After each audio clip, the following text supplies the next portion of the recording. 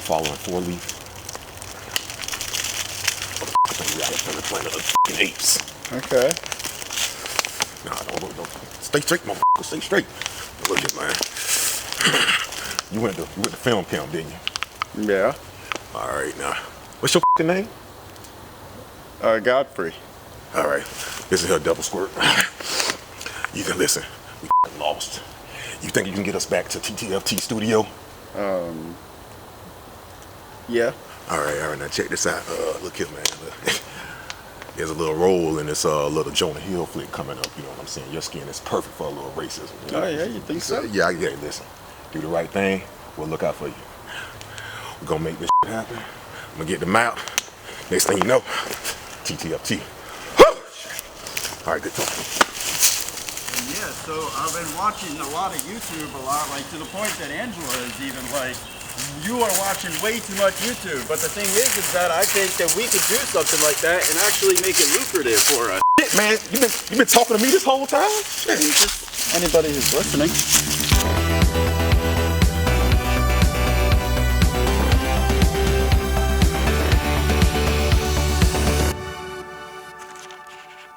Yeah, buddy. Season 2. How are you? TTFT. And that makes, hey, if it's free, give me 3. How you feeling, D? I am feeling very, very, very ready. I'm ready to go right now. And you know I'm ready to go to? Where? Welcome to the jungle. What jungle am I talking about? Oh, the jungle of Tropic Thunder. Oh, guys, if you're not here for this, hey, it's on you. Welcome to episode 2 of season 2 of That Is the Fucking Trailer. Hello, internets. I am Mr. Royal, and this is Mr. Godfrey. We are very happy to be here today. Check out our Patreon page right up the top. I'm just going to get that out of the way. Go to our Patreon. Get the episodes early. Get them uncensored. Subscribe. Like, share. All that good stuff. I don't really have anything else for the Hello Internets today. Well, I just want to say hello one more time to the internet. And I want to say hello to, when I say hello to the internet, it means something different today. Let's say hello to controversy, because the internet apparently has become the new version of Siskel and Ebert. They can destroy or raise a movie up into heights. And this movie laid in our hearts from 2008 until now, about maybe a year or two ago, the controversy came, but we'll get into that later. So, well, again, hello, internets. All right, let's get into the elevator pitch. Listen, this is the most ironic elevator ever because, hey, it's only going down in this movie. It never goes up. It only goes down in Tropic Thunder. You're talking about 4 prima donna, pompous, Hollywood satire, bad motherfuckers doing a movie about doing a motherfucking movie, and they are in the shit. They took these boys and they put them in the shit. Yeah, this is a movie that we have, we watch religiously. We yes. quote religiously. Yes. And it felt like just another weekend. Come on, man, spit that shit out. It felt like just another weekend to put this movie on and enjoy it. I think the best and quickest summary of Tropic Thunder comes from an anonymous poster on IMDb saying, through a series of freak occurrences, a group of actors shooting a big budget war movie are forced to become the soldiers they are portraying. That pretty much sums up the movie in a nutshell. But let's throw it over to Brandon so we can really sink our teeth into Tropic Thunder before we dive all the way in. Brandon. Hey, B, you're up. Tropic Thunder is a movie about people who shouldn't be in the same room together for that long being stuck in the jungle with each other. For a ridiculous reason. So we open with 4 different trailers and or advertisements. The first one is an advertisement for booty, sweat, and bust-a-nut bars. So they kind of set up all their character developments to tell you what kind of actors we're dealing with for this film, right off the get-go. So you have Al Pacino, who's I guess he just makes money. I don't know if he's an actor. I don't know if he's a entrepreneur. I don't know what this dude is. I just know that he loves the pussy. After that one comes up an action adventure flick starring Tug Speedman, who is played by Ben Stiller, and it's called Scorcher 6. It's basically making fun of the fact that there's the fact that there's a billion Fast and the Furious movies, or there's a billion Mission Impossible movies, and it's kind of funny because Tom Cruise is actually in this film later on. Oh yeah, who left the fridge open? It's so stupid. And then you get to Jeff Portnoy, who is played by Jack Black. Acted his fucking dick off in this movie, by the way. You see a trailer for Fatties 2. Fatties 2 is a play on the Clumps, I think, for the most part, where like Jeff Portnoy and or Jack Black play like 6 different characters. A bullshit, I guess, family movie about farts. After that trailer's done, you get to Satan's Alley, which is the prequel to the first Spider-Man movie. 2 gay men in the, I guess, the ranks of priesthood or monkdom, and that's something. It was a Spider-Man prequel we all deserved.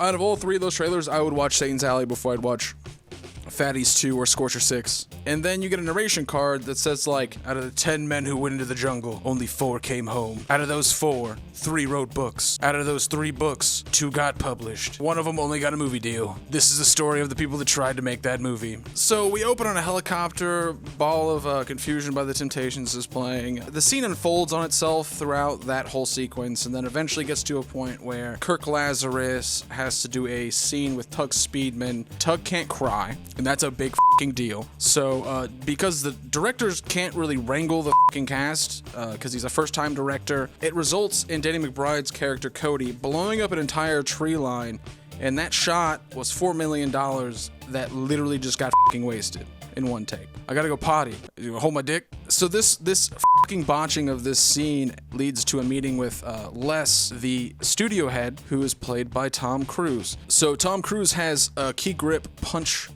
Cockburn in the face. Where's that limey director? While there's this meeting going on, there's a party outside, and before the party, Tug is on the phone with his agent, like most actors do after a nice day of shooting. He conveys the idea that didn't go as well as he wanted to, and blah, blah, blah, blah, blah. Rick, who's played by Matthew McConaughey,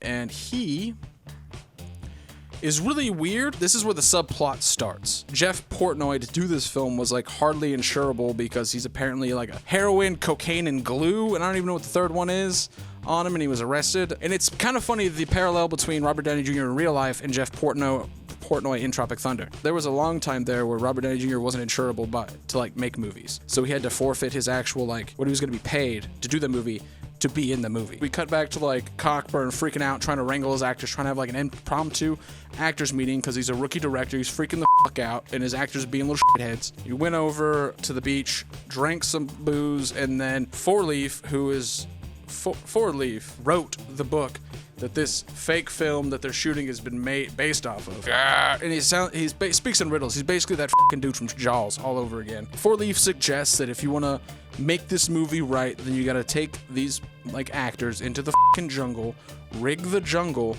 and like have them just go at it. And so they do that. Cut to the next day. Cockburn, they all fly into the jungle. They all get to this like patch of like conveniently pushed down grass in the middle of the fucking jungle. Cockburn does his like Jesus Christ superstar bit, calls them all bitches and tells them they gotta nut up or shut up and they gotta fucking do it, right?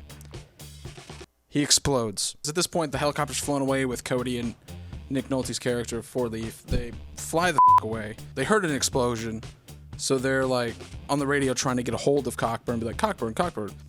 He's not getting a reply.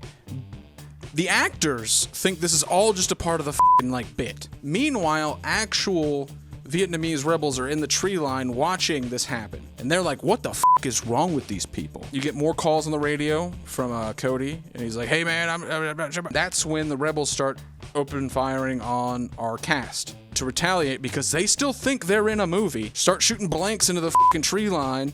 And then Cody hears all that shit, but he hasn't gotten like a go from Cockburn, so he waits for a few seconds. Then he blows the tree line that the rebels are in, causing them to retreat. So they start following the map. They gotta get to their next scene location.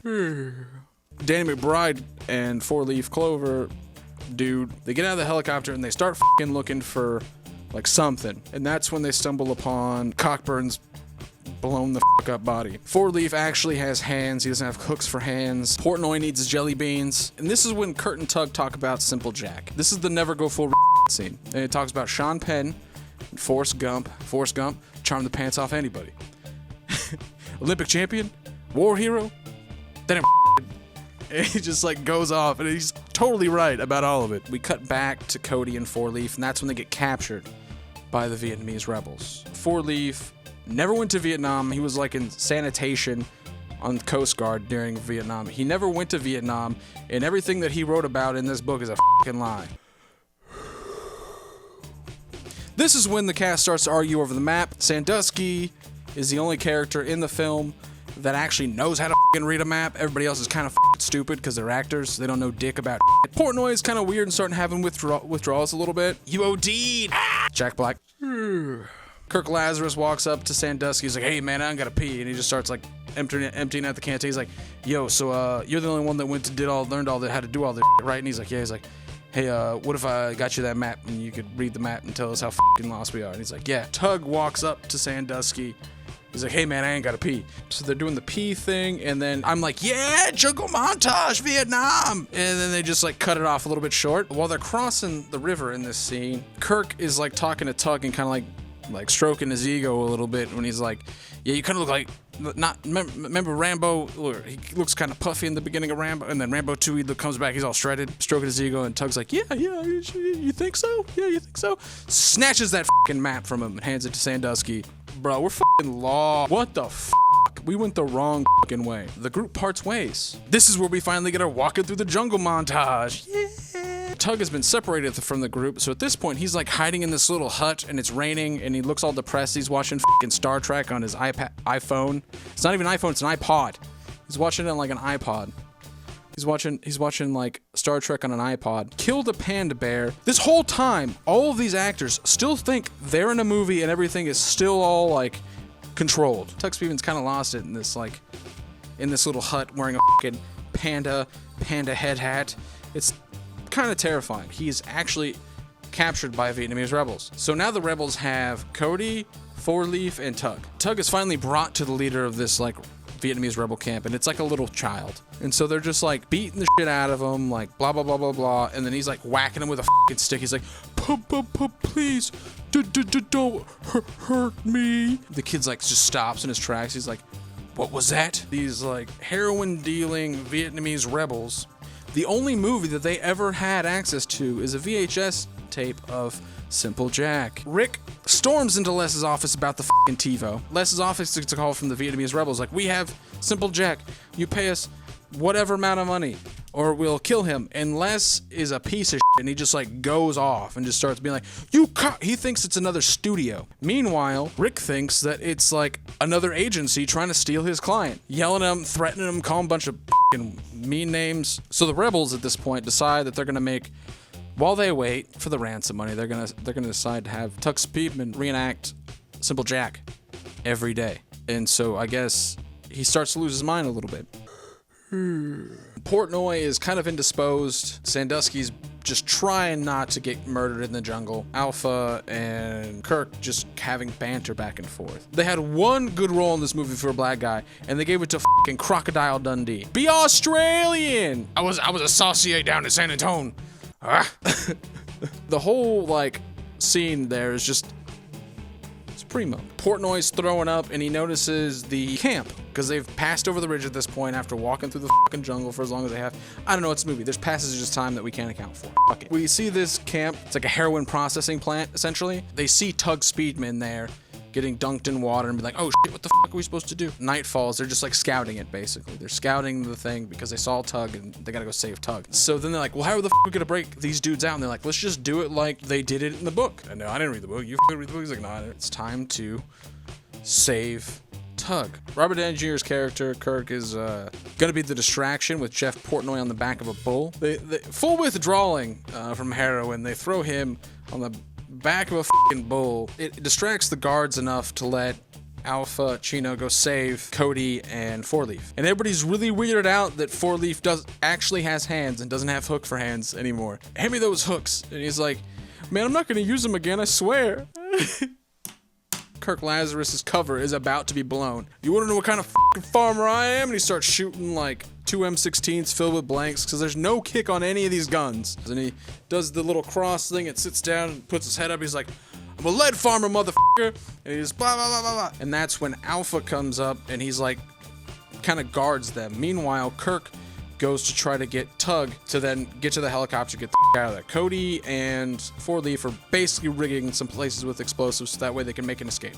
They rigged the bridge. Kirk is trying to break through to Tug, and he's like, I'm a dude dressed like a dude disguised as another dude. Kirk's character gets broken by Tug's character, who's been broken and wants to stay in the camp because he's happy that people like him as Simple Jack somewhere. Basically, these egos are so fragile that they break all the time. Anyway, they finally figure out who the they are after a minute or two, and it's time to get the out of there because shit's going down. At this point, they gave Ben Stiller like a child to be adopted, and I don't know, he comes back in a few minutes. And he's like, I don't want to leave Half Squat. I love him. He's cool. And then he comes running back across the bridge with Half Squat on his back, stabbing him in the back over and over and over and over again. He eventually yeets this fucking child off of him. They get in the helicopter and they off. Meanwhile, Les approaches Rick to be like, we're not going to pay the ransom, we'll just let him die. I mean, you can have a G5, or you can have Tug speed.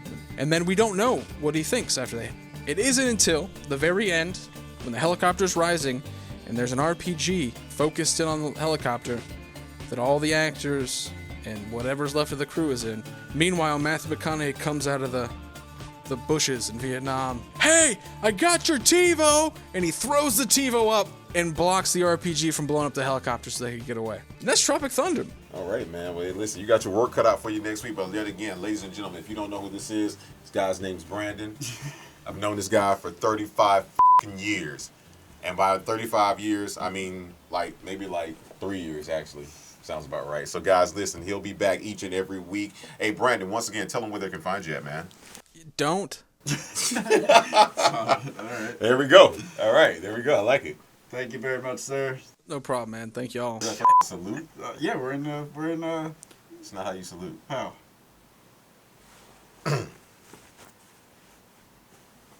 See what I did there? I made this look good. I'm like, oh, there we go. There we go. There we go. All right, brother. Hey, thank you so much, man. And that brings us to one of our most popular segments. We do our research. As you learned in season 1, not only do we just bring you the show, it's not like we take people's information and just read it to you guys. No, we're doing our own research. And again, they say you have to quote 2 sources for it really to be a story. Well, here are your 2 right here. So Dave, tell us what you found this week. Wow, that on long Tropic ass Thunder. intro, and then as soon as I go to take a sip of the Coke, Dave. A sip or a sniff? Because what are you doing? Both. Hey. Yeah, so this is just pretty much to get you into the headspace of when the film was released, what came out around that time, what they were working with to make it, and what the general reception was.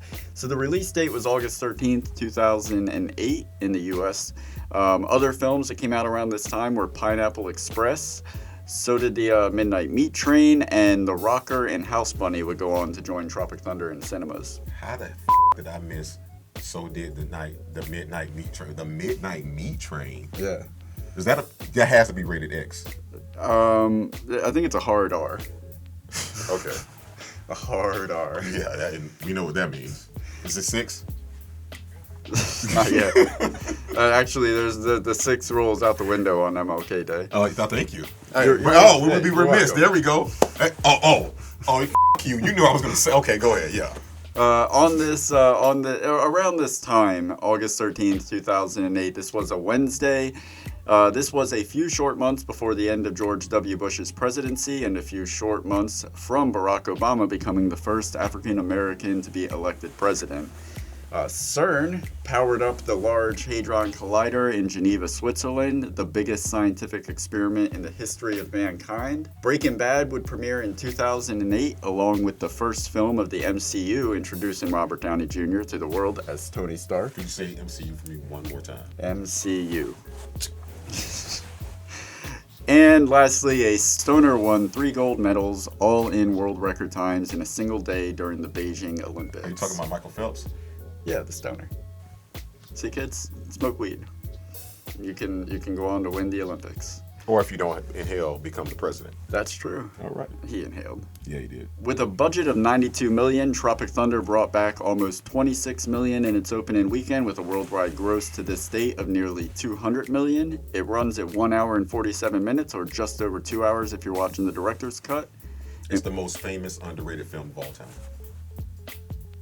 Yes, I would agree. Wait, the most famous, underrated film of all time. That is a paradox of a statement. It is. It's basically, it should never have been underrated, but it's the king of underrated. When you talk about underrated, you should start there like, bro, You know why? We'll talk about it. Yeah, That's where I was coming from with it. That's Fxxks Given. Yeah. No. There's the flip side of that coin. Okay.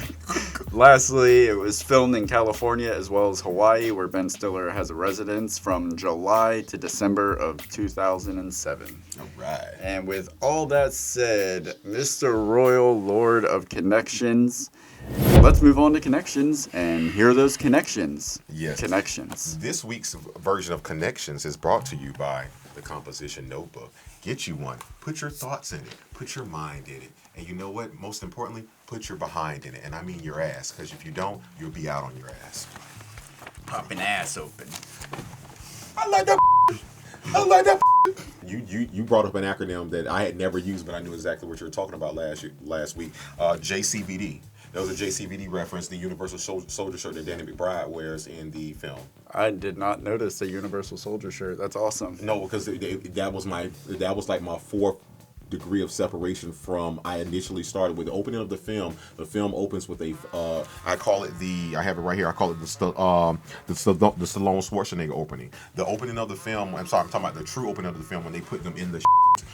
As Nick Nolte says, they do a Predator and a Rambo and even a Platoon opening when they come into the whole jungle and everything. And I'm like, oh.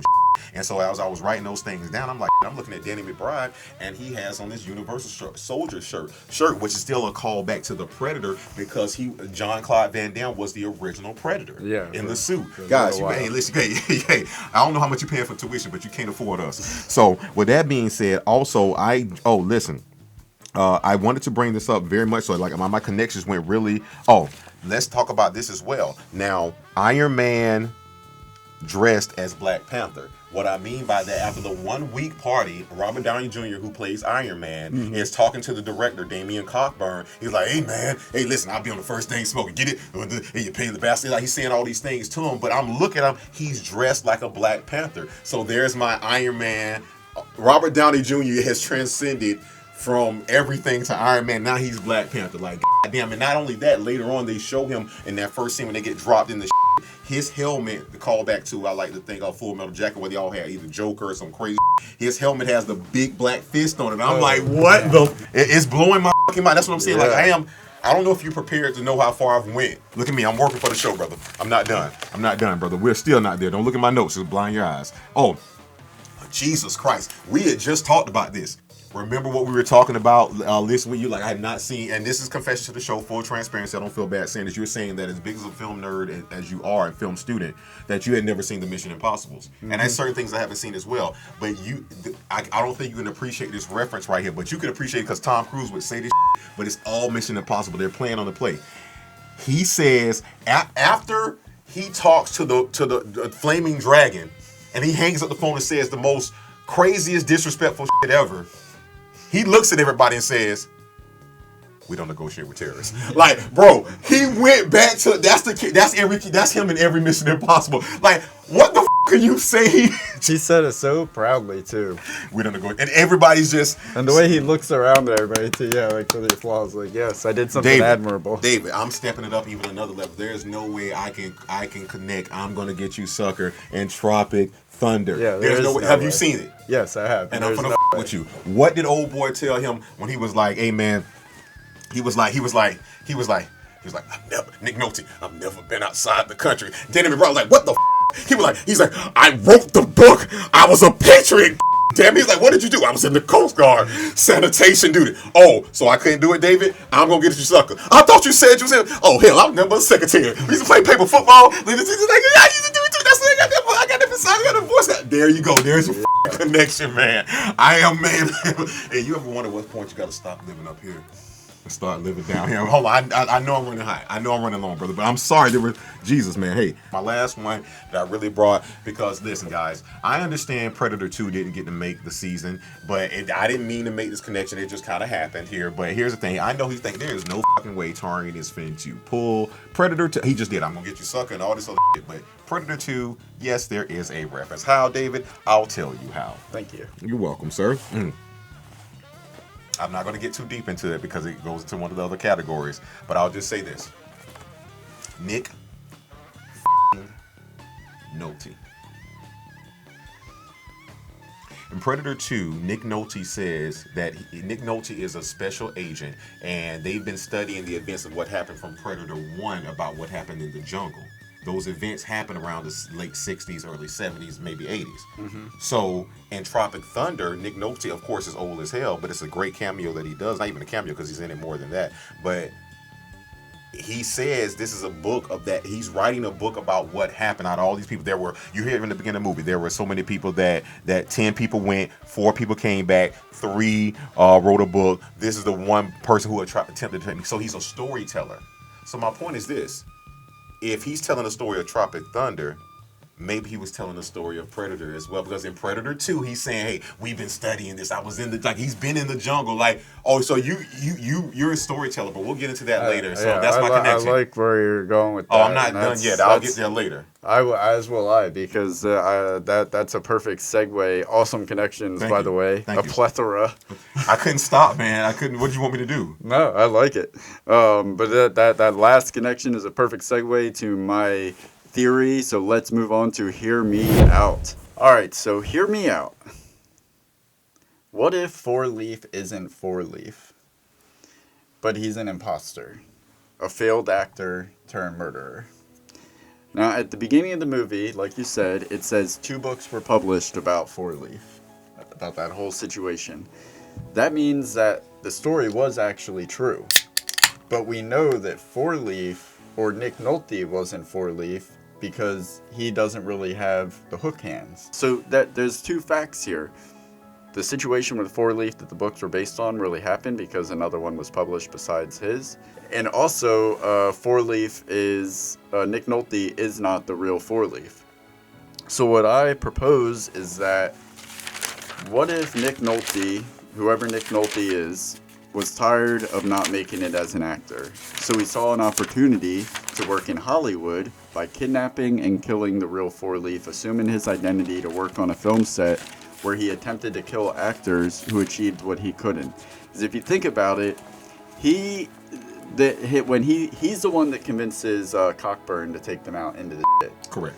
So that's his, which was a ridiculous plan. But he set it up before that. Remember the meeting? You beat a baby, all you get is snot. You got to take him to the So I'm saying what you're saying. Go ahead. But I just feel like he was sabotaging them because so they obviously went out there before they took the cast out there. It looked like him and Cockburn and maybe the Cody, the pyro guy. It looks like they all went out there before him because there was cameras set up. So I think during that time, what if he placed that mine to kill Cockburn? What if it was intended to kill one of the actors? And then at the end of the movie, he dove out of that helicopter so quick, and it looked heroic because of the shot, but he was rushing to blow that bridge up as quickly as possible, and Tug wasn't even halfway across it. So they played it out like he was trying to save him, but it looked like he was trying to kill him. So that's my theory, is that 4-Leaf Nick Nolte is not the real 4-Leaf. He's an imposter, a failed actor that killed the real 4-Leaf, who was actually in the Tropic Thunder situation, and the book was true. And Nick Nolte has weaseled his way onto the set, acting like somebody else, for the purpose of trying to kill actors who have achieved what he has not. That is my theory. Hear me out. Hear me out. Well, hear me out. I'll say this. I don't think Nick Nolte could have lasted another 48 hours in that jungle. Nice. Okay, so first off, in full transparency, read my page. Nick Nolte, storyteller, is Predator or Tropic Thunder real? The admission. Okay. See? So, okay. See? Yeah. So this must be true. Yeah. We did not discuss this No. whatsoever. Out of all the obscure things that are happening in Tropic Thunder. Yeah, there was something off about 4-Leaf. So, here we go. Real quick. It's because they say that the story really happened. Yes. So the story really happened. Yes. And But he then doesn't they have say hands, they he say has at the to beginning be. of the end of that intro, they say this is the failed attempt of the guy that tried to make the movie. So we don't know which version of them he is. He could be one of the 10. That's true. He doesn't say he's one of the ones who write the book. It follows the story of the book for the first 3 like things he says, and at the end it says this is the failed attempt of one guy making that movie. Like I told you, Nick Nolte, the thing I brought up earlier as far as him in Predator 2, Nick Nolte is a part of a special agent task force, and they say that they have been studying what happened in Guatemala. And so my point is that he says in Predator 2 that he's been studying what happened in the jungle. So my point is this: to this story, he starts out almost to your point. He's telling you, listen, I've been in the jungle. I've been there. To me, it just seems like he's a storyteller, or to your point, a killer. To me, Four Leaf is such a big part of this story. And like you say, I mean, just listen to the shit he says. It's almost just when he gets caught, he was like, what the fuck? He was like, I was a patriot. God damn it! Yeah. Like it's like he can't be caught. And this is here's the thing that's not on IMDb. This is why you come to our show. This is why they come to our show. Watch this real-time reaction. I guarantee this is something you did not think about, but it's going to make sense as soon as I say it, and I'll say it in 8 seconds. Okay. Every time everybody met Four Leaf after Danny McBride's character found out he didn't even have any hands, that was their first reaction to it. When Sandusky and Al Pacino bust into the thing. Now, mind you, this motherfucker, Danny McBride, has been kidnapped. His life is on the line. The moment they take the gag off his mouth, he says, he has hands. Like, not get me home. Where's my wife? I love my son. I'm gonna die. Jesus help me. He has to let the world know. Yeah. There's nothing more important. When they take that mask off, this motherfucker said he has hands. So that's those two. Mm-hmm. Then with Jeff Portnoy's character Jack Black, when he's like, you grew hands, and then with Robert Downey Jr. like, what the you got hands? Like that was so perfectly planned. And I guarantee you guys, that's the difference between people who watch film and people who watch film. Did you catch that? Yeah. I noticed that they gave every character their own individual response to realizing that they all had a reaction shot to it, and it was all like, it wasn't like, you motherfucker. It's like, oh my god, you got hands? Like just surprised. Dude, they pulled the mask off David. People say he has hands. He didn't take a breath. Like, oh, he's been sitting on that forever. He needed somebody to know. And then when Nick Nolte says, "What is that?" He's like, I don't know what it is. I just know what it does when a man lies. I know it sounds like when a man lies. All right, man. Hey, Nick Nolte, man. Yeah. Hey, one thing, can we say 10 seconds? Nick Nolte, thank you for everything you gave us. Like I say, I got to tell you this, like, growing up, I cannot say there's a movie I've seen you in that you've not brought in, that you've let me down in. Like, again, like, I have to give it. I'm not saying you're the best in the world. I mean, your range may be limited, but you are good at what you can do, and you're a lot better than these motherfuckers they still let on TV today. So, hey, man, salute, man. Mm-hmm. Let's move on to casting call. We take some of the actors and we replace them with either something that'll make it more absurd, ridiculous, or better. Now, this week, what we decided to do was, normally when there's a film, we either do the lead actor or the lead actress.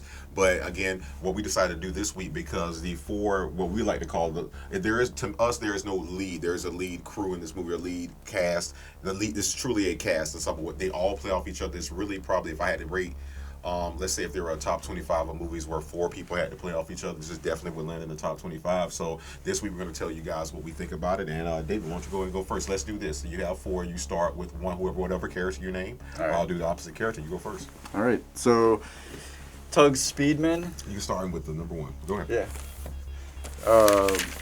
I think he should have been played by Jean-Claude Van Damme. Ooh, I think that would have been. I think Jean-Claude Van Damme has the range to be self-aware. You think he could have pulled off the comedy? Oh yeah. Like I don't know. I can't remember what movie it was called. Welcome to the Jungle, I think it was called. He was in it with Adam Brody. He was only in it for like the first 15-20 minutes, but he definitely understands comedy. And he was in a show called, I can't remember the show. He's done comedy though, and he's good at being self-aware. So I think he would have been good at like playing into the stereotypes that he was once a part of. And I think that would have made the movie more enjoyable to watch. I'm gonna do this for every film fan out there right now. For the next 9 seconds, take it away, D. What you're getting ready to show? When he dances in Kickboxer, that's the only funny thing Jean-Claude Van Damme ever did in his life. I don't know, man. That scene is fantastic. Right, but then you go to Universal Soldier. He's sitting there. He's eating in the diner, and the guy's like, you gonna pay for that? He's like, it's really good. He's like, you goddamn right, it's good. I've been back there in the kitchen. He's like, and then I just want to eat. Like, yeah, he could have pulled it off, I think. Well, who's your tug? I'm not gonna pull out my V. I just want you to know I reached for it. He's not funny, but he's good. Dude, watch his show. It's either on Amazon or one of those streaming networks. He does a show where he plays himself, but he gets recruited as a spy to and he has to do all these different characters and disguises, and it's fun. From what I saw, it's funny. Well, maybe my choice is more just as obscure as yours, but I guarantee you didn't see it coming. I'll give you one guess really quick. I'm going to go also with the Ben Stiller character. Who do you think I chose? Remember now, you said we can go good or bad. Remember you said that last. I'm not saying which way I went. I'm not saying which way I went. I'm just telling you. Remember you brought that up. Adam Sandler. Damn, I didn't even think about that. That actually would have been a terrible. I didn't do it, but now you got me thinking about it real time. Jeff Daniels. That is very obscure. Thank I you. could not. Yeah, that's a brave choice. I couldn't picture that physically. Because I saw what he did in Dumb and Dumber, and I saw what he did in the Newsroom. Have you ever seen the Newsroom? Oh yeah. So when he gave that speech about the United States, and to me that, and then his character in Speed, to me, when you talk about range, he's one of the most underrated actors out there who have range. Yeah. All right, so who do you agree with? Who do you think would be the better tug, Jeff Daniels or Jean-Claude Van Damme? And please in the comments let him know all of the ways that Jean-Claude Van Damme is hilarious and good at comedy. All right, go ahead. Okay. All right, so this one is, yet again, this is another one really quick. Well, I really didn't think that, I said this before IMDb said it, but I think they were spot on. I don't have any beef with it, which was as Jeff Portnoy as Jack Black character. I really love to see Chris Farley, and then I found out later that Ben Stiller said it was modeled after him, which is why they made, Jack Black didn't want to dye his hair blonde, but they're like, no, this is in reference to Chris Farley, which is why when you see his character in Fatties, it's the Chris Farley cut. Oh, okay. Yeah, that is the Chris Farley cut, yeah. So, Jeff Portnoy, what's your guess for me?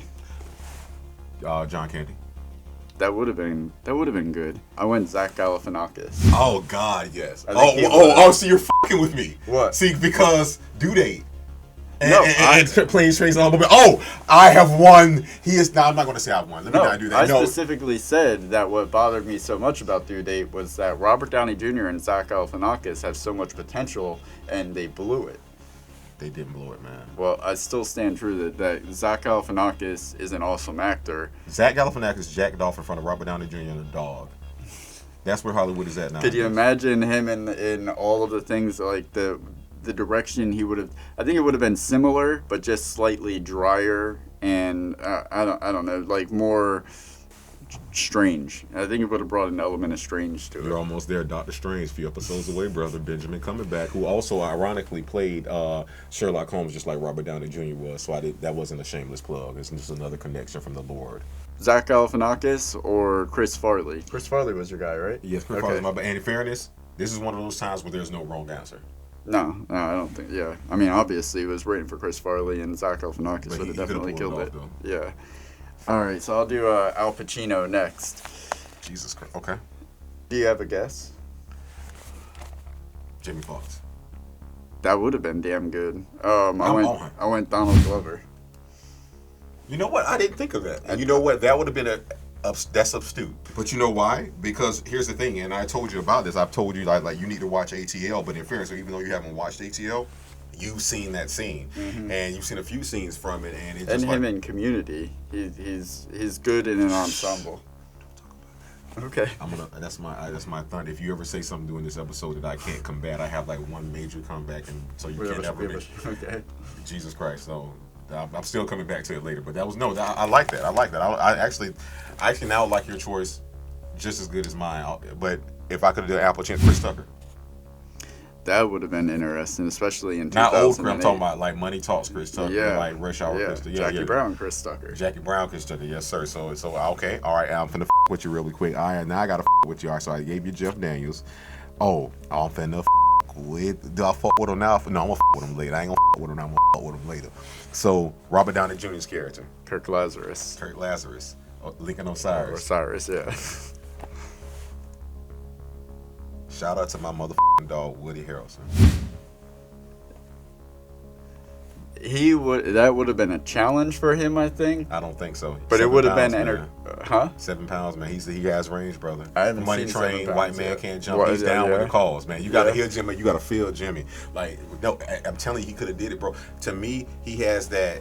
I was gonna say it used to be Johnny Depp characteristics, but still on screen, just not off screen. But he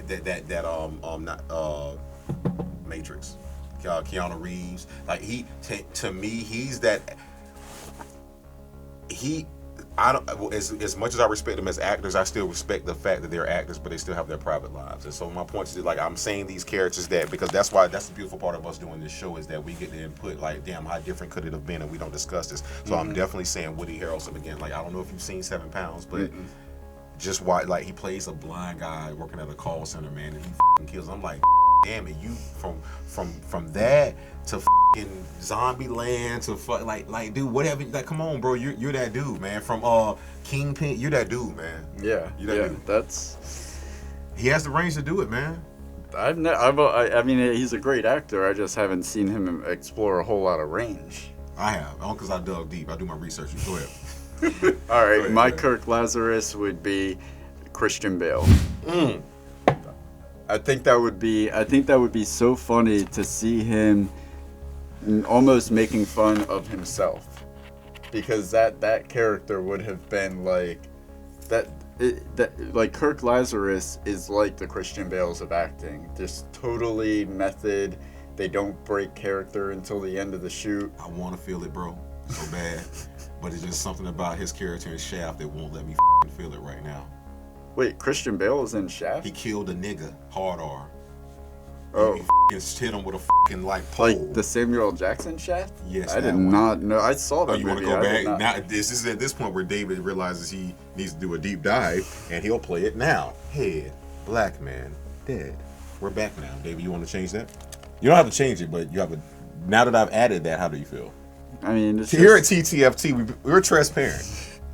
I see. I mean, if he was playing a character then, he'd be playing a character in Tropic Thunder. True, but he's not allowed to know now.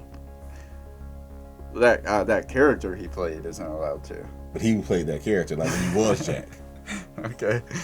Yeah, that's hey, listen, I might feel differently about it after I see the movie or watch the movie in again. its and context. see I don't want you to it. just watch the scene because that's unfair, but trust me. But I'm not knocking what you're saying. I'll put it this way. Okay, respectfully, he has the range, the talent, and the credibility. The credibility. The credibility and integrity was the problem. So yeah, okay, all right, but no, you're not wrong. Do you see the I do see quality of it though? Correct, Like yes. it being Put like it this holding way: a mirror up if to he was himself. in the right spirit, he definitely has the talent to pull it off, and you're not wrong. I don't even care about the talent. I'm just thinking about how fun it would be for audiences to pretty much watch somebody Put it make this fun way: of their own. It would have been fun, but it wouldn't have been more fun. Put it this way: maybe Steve Martin, but outside of that, Robert Downey Jr. Put it this way: I live off Moncrief in Jacksonville, Florida. No black person I know took offense to it. So all these, whoever these new people are, and I truly mean them. I truly mean that. All right, so I'm gonna go. Here we go, and I'm gonna you up. Film count. Talking about Kevin Sandusky. Yes. Okay. You ready for this? Hold on, I'm gonna say. Yes. You What's your guess? did. If you get this right, I'll give you $100 right now, cash after you. So you may want to take 10 seconds, and I'll put that on everything I love. I'll put it on my daughter Jayla. I love you. If he gets this name wrong, first off, I'm gonna be pissed because I got to give your Uncle David $100. But he has one choice. Jesus, don't. I hope he doesn't get it right. Forrest Whitaker. Thank God. Although that was close. Jim Parsons. That would have been good, yeah. Okay, I totally I agree didn't with change it. that. There it yeah, is. he could have. He's got the neuroticness for it. Yeah. After seeing what he did in Hidden Figures and plus Big Bang Theory, also called back to last episode Galecki with Vanilla Sky. Yes, sir. Yeah, he could have pulled that off for sure. Yeah. I think that's better than mine, actually. I had Michael Cera from I can Scott see that Pilgrim. though. And Juno. Arrested Development. Juno. Arrested Development. Yeah. Yeah. I think he would. It would have been a very different performance, but same spirit. Before we get out of casting call, here's a few real life casting calls that were almost made or made in the movie. Owen Wilson was originally set to play Rick Peck before anybody. David, take us a moment, please, really quick, to tell people what is important about right now. Why didn't he allow Owen Wilson to do it? because Ben Stiller is a friend to Owen Wilson before a business partner of any kind, and Owen Wilson, this was right around the time where he had attempted suicide. Ben Stiller gave the role to Matthew McConaughey to give his friend time to relax. A connection there, ironically, is that Matthew McConaughey played in a movie about Marshall with the plane team where the plane went down and everyone died. So kids, at the same time, whether it's accidental death or suicide, death is a serious thing. Please take your life seriously. Every day is not promised. Do it the best you can, as we do here at TTFT. Mos Def was offered the role of Al Pacino, but turned it down. Correct, but what's his true name? It wasn't. They didn't offer to Mos Def. Yeah, no, I saw that true name, and no, he's Mos Def to me, and He's Mos Def I to can't me. pronounce that. I don't. It was like some that's name like of some Cat- aspirin that went off the market. It was definitely something. Cat Stevens is Cat Stevens to me. It's not this Youssef, whatever is. I respect it. I can't pronounce it, so I'm gonna go with the original that I committed to memory. Yes, sir. Kevin Hart also turned down the role of Al Pacino. Jeff Portnoy was actually written for Jack Black, but it was based on Chris Farley, as you said. All right, let's move on to Pop Quiz Hot Shot. All right, here at TTFT, what we do is we like to give you facts. Last season it was big facts, but hey, listen, now it's Pop Quiz Hot Shot. What we're going to talk about is facts from Tropic Thunder, and we got not 5, not 10. If these was all middle fingers, they'd be 10. David, take us away with the top 10 facts. Number 10, Seriously Funny. The film includes 2 Oscar winners, Matthew McConaughey and Jon Voight, and 4 Oscar nominees, Robert Downey Jr., Nick Nolte, Steve Coogan, and Tom Cruise. Number 9, Thoreau, or Thoreau. co-writer Justin Theroux can be seen during the party scene, reprising his evil DJ character from Zoolander. Number 8, no joke, Robert Downey Jr. was actually nominated for an Academy Award for his role in Tropic Thunder. He lost to Heath Ledger for his role as the Joker in The Dark Knight. Ironic part about that is they both wore makeup, but one got criticized and one didn't. That's because Heath Ledger did his own makeup and it wasn't black. Well, that's also true. Number 7, F***ups. Let's look at the blunders in Tropic Thunder. During one of Les's rampages via the teleconference, his wedding ring disappears and reappears a couple of times. There's a lot of continuity issues in the movie. There's like one example where Jack Black is when Ben Stiller is in the water and they're all on the bank. The last up is there are no pandas in Southeast Asia.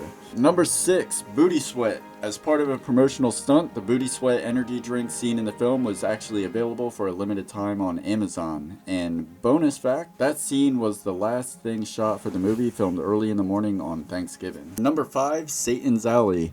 For the Satan's Alley trailer, Tobey Maguire came in for his role at the very last minute as a personal favor for Ben Stiller and Robert Downey Jr. His agent told him that they had him for 3 hours and then he was leaving to catch a flight for his next film project. Bonus fact, Robert Downey Jr. and Tobey Maguire also played lovers in 2000's Wonder Boys. That is very true.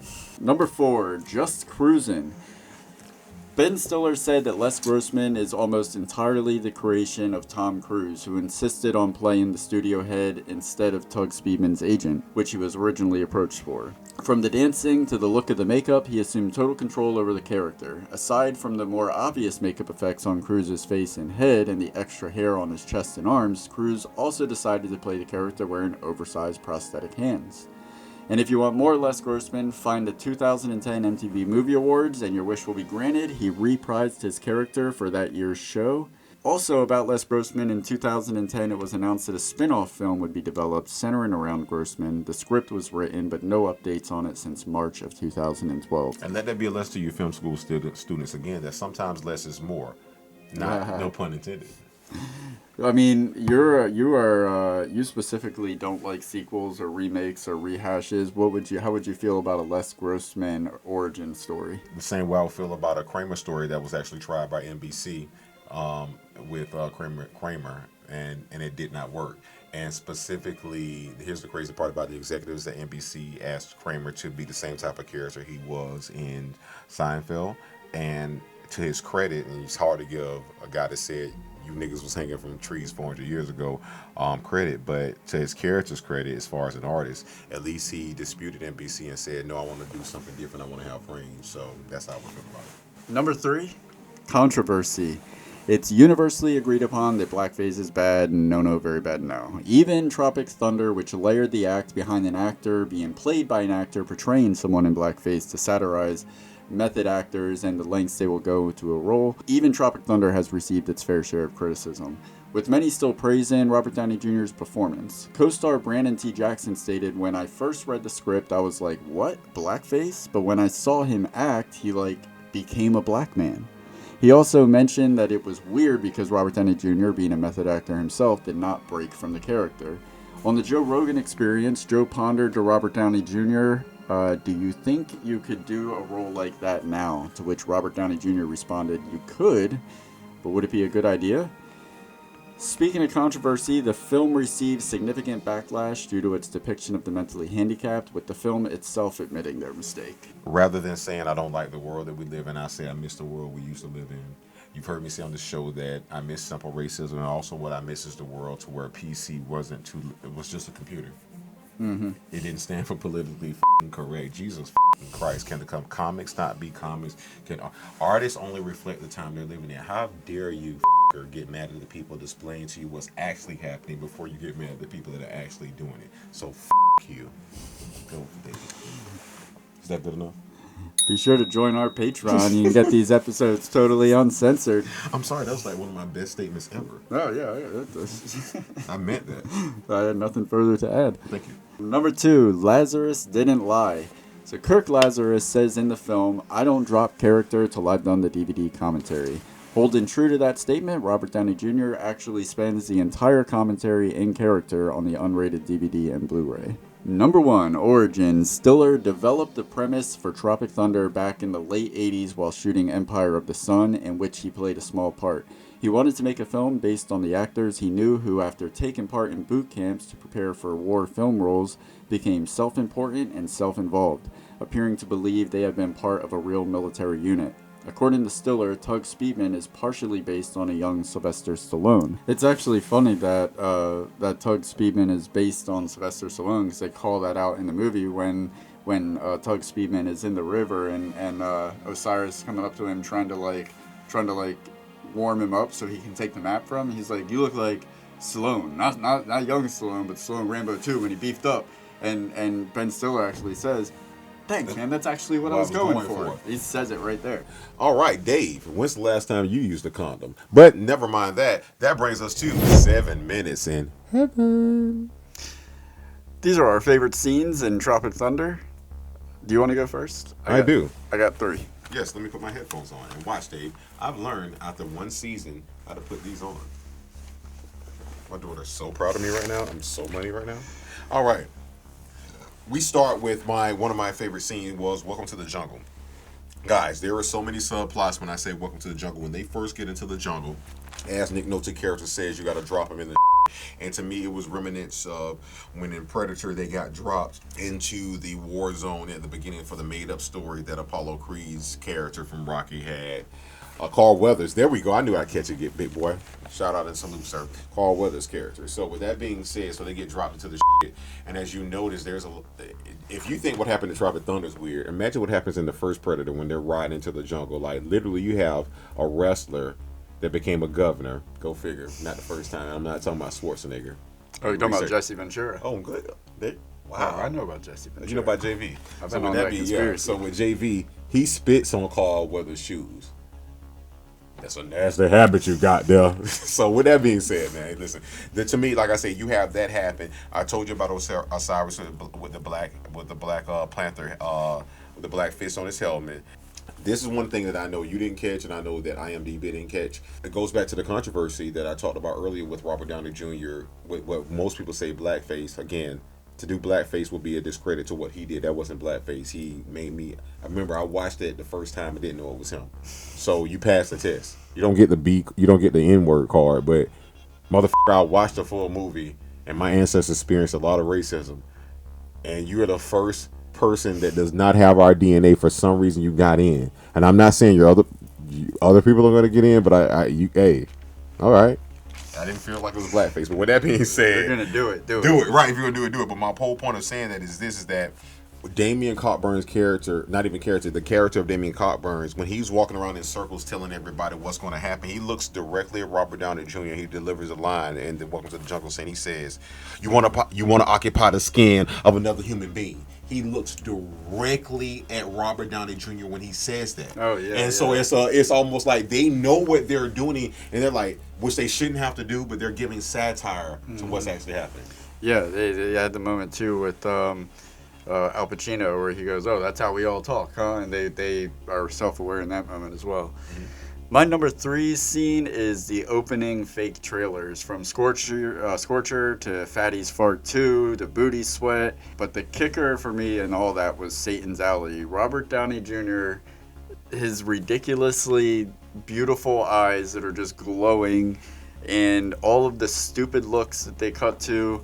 All the opening trailers were hilarious, but that one specifically looks like, even though like we know now they only had like 3 hours to shoot that from Tobey Maguire's schedule, it looked like they had so much fun doing it. Like they just kind of like, all right, let's just grab this shot, and it seemed very in the moment.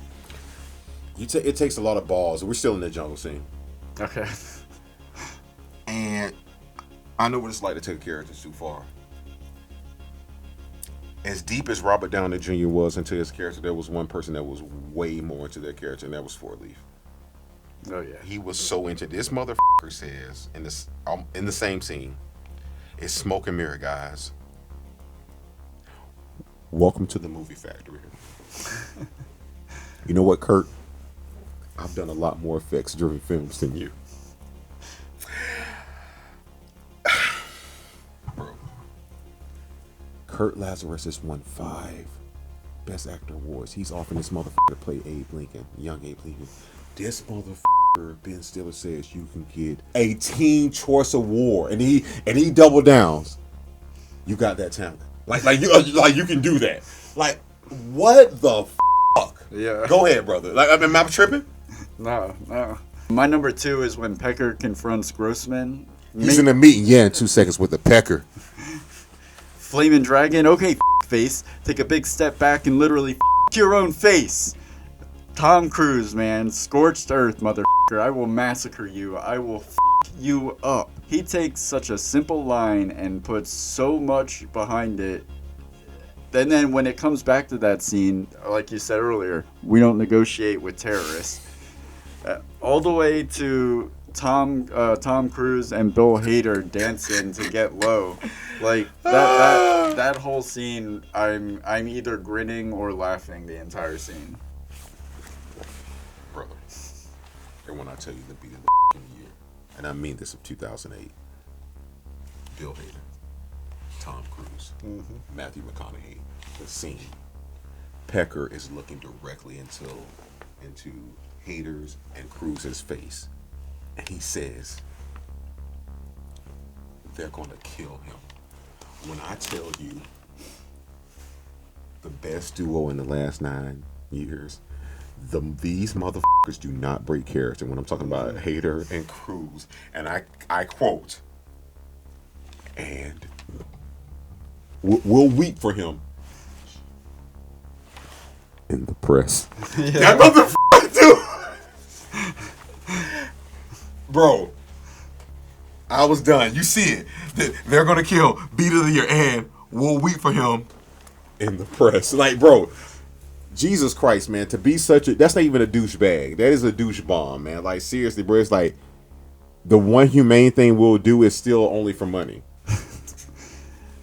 Bill Hader is awesome with Tom Cruise in that. They're like he said, go out to the parties and, take all the credit. Like, not to mention our favorite scene, honorable mention. A monkey can do your job. But not to mention our favorite scene, which probably we both don't have, which is, we argued in this in a wide shot, right? My number 1 is the opening scene to the actual movie Tropic Thunder, the war film that we're in before the punchline takes place that lets us know that a movie is being shot.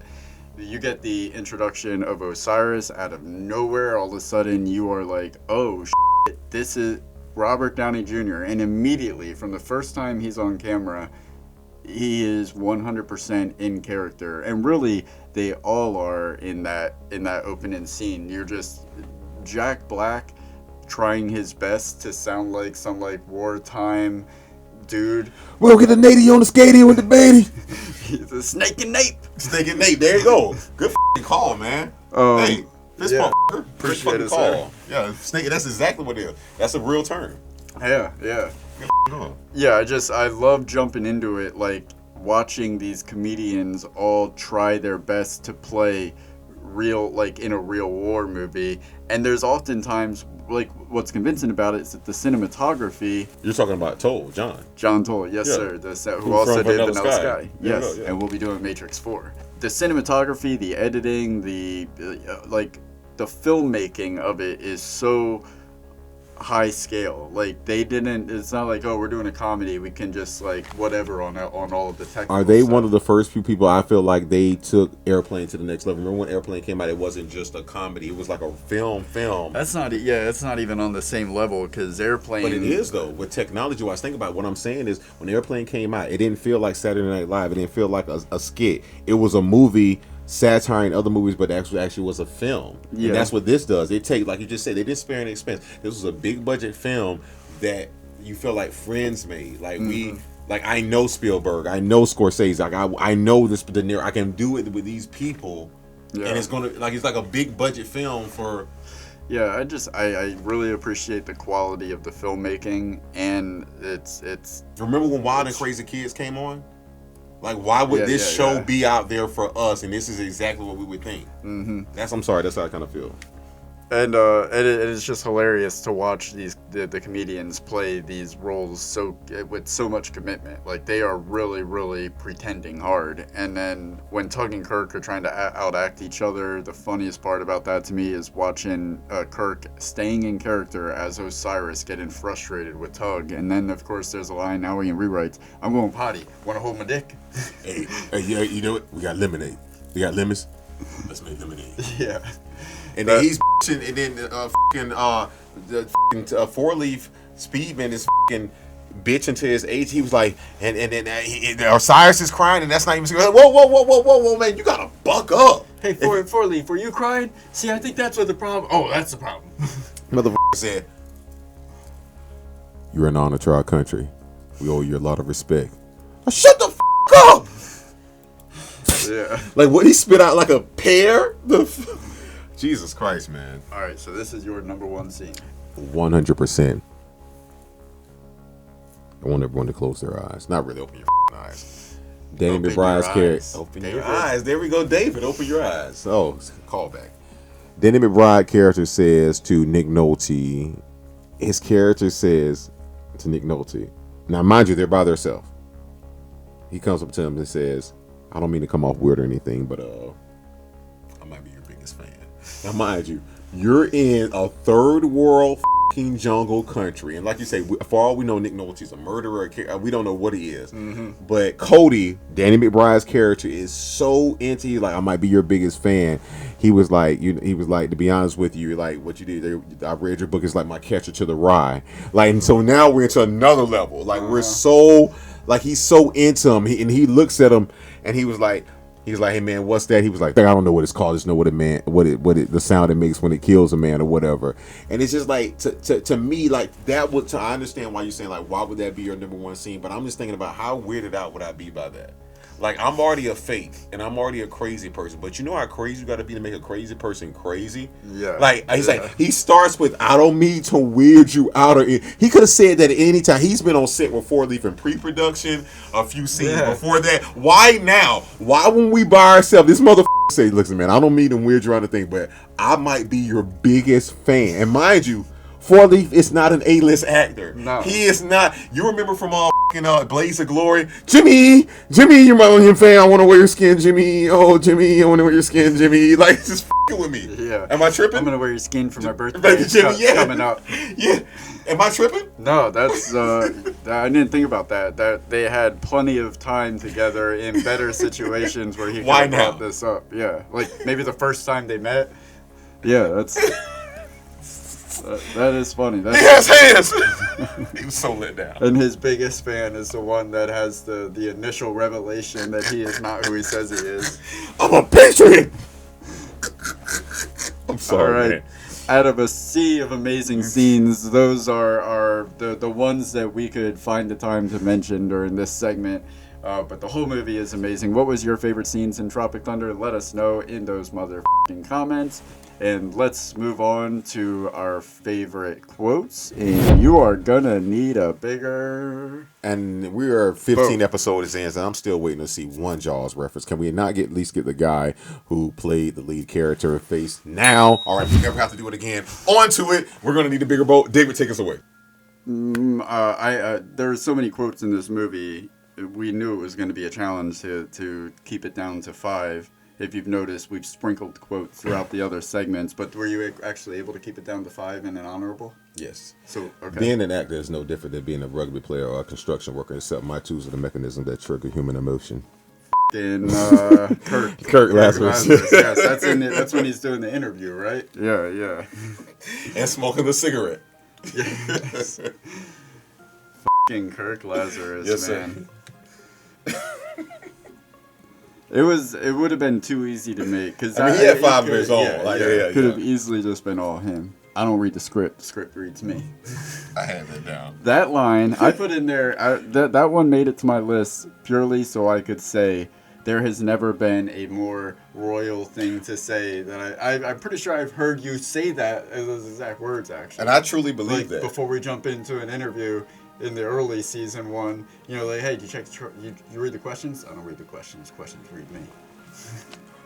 Which is fair and unfair, because you were preparing these questions in full transparency. But sometimes I just like to dive into it, man. I like to do my research. I'm gonna go with one I know you don't have on your page, and like I said, I didn't rate these because there were so many lines.